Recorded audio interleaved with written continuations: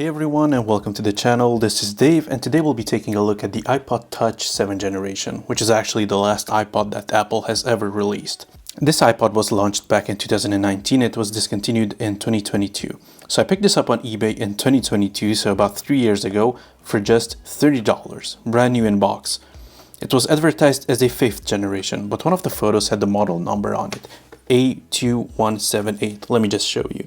So right here, if it would focus. Yeah, so A2178. And I thought to myself, this surely can't be a 5th generation because the model number is way too new. And yep, indeed, it was a brand new 7th generation for only $30. Now, of course, I repackaged the iPod for the video, but inside the box, you only had a lightning cable and some earbuds. Now, these earbuds are actually different than the ones you get with an iPhone. And you might be wondering why. Let me just quickly show you.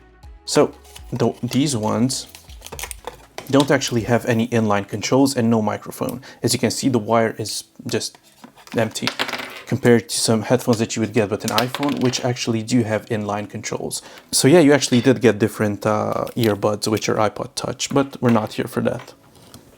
So let's have a look at the iPod. Of course, I repackaged it as I said, but here's the peel.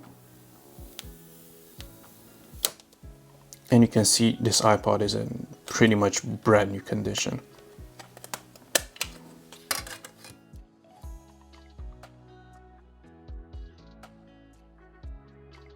So let's just quickly turn it on and see if it still has any battery left. So yeah, this has just booted up and you can clearly see it is a 7th generation. I actually do have a 5th generation as well, just so you can see the differences. And yeah, the 5th generation actually had a button which you could press and then you could attach a wrist strap or a lanyard to it.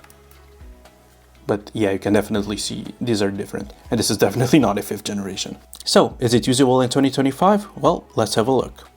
We have iOS version 15.8.4, which is quite a recent version of iOS. It's only like 3 years old. It's actually the same iOS version that the iPhone 7 runs. And you can actually think of this phone as an iPhone 7, just a bit thinner and with a smaller screen. So the iPod Touch and the iPhone 7 use the exact same chip, which is the A10 Fusion. Now, the chip in the iPod is a bit underclocked to help save some battery life because, oh boy, the battery is quite bad in this one. It's only 1040 milliamp hours. And mine is at a like 85% battery health, so yeah, you can imagine the battery life is quite bad on this one. I'm only getting about 3 hours of screen on time and about 5 hours of music playback. So let's have a look at what you can still use it for. So you of course do have the entire app store and you can download any apps. It is a bit slower than a modern iPhone, but it's completely usable. Think of it this way, everything takes an extra second to load basically, but once it loads up, it's completely fine. You also have Google Maps, photos, the camera, and yeah, the camera is, whoops, let me just take a quick photo here. Yeah, it's quite bad. And let's also record some video. Yeah, this is not too good, but it'll do in a pinch. It's manageable. Now you of course also have modern apps like X or Twitter. And yeah, this works completely fine. You can see Tim Cook over here. So we have Instagram, which works completely fine. We also have Facebook. It does take a bit to load, but again, once it's loaded, it's working just fine. We also have YouTube, and you can see one of my videos. Yeah, completely usable.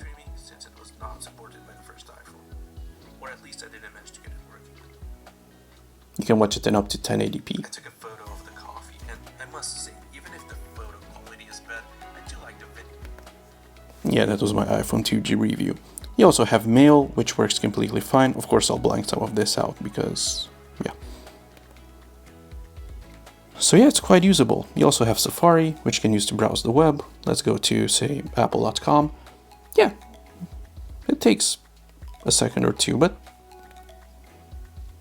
And of course we have music because this is an iPod after all. And music works completely fine. You can download songs from Apple Music to listen to them offline. Of course you can use your AirPods or just plug in some old school headphones and you're good to go. And finally, let's have a look at some games. First up we have hill climb racing. Now, of course this will work because this is quite a lightweight game that used to work on a potato basically, so yeah. It is losing some frames here and there, but it's completely fine. And let's try some old school RuneScape.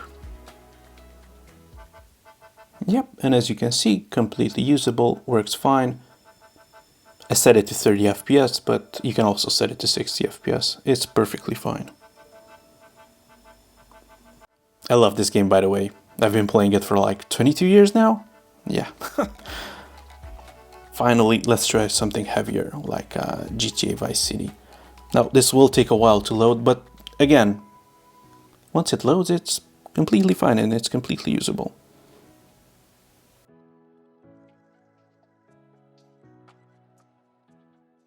It didn't even take that long, to be honest. So let's have a look. Whoop. Come on. Wait, you want to talk business? We interrupt your programming with a message from the State Department. All bridges So yeah. severe weather warning. So, as a conclusion, what do I think about this iPod?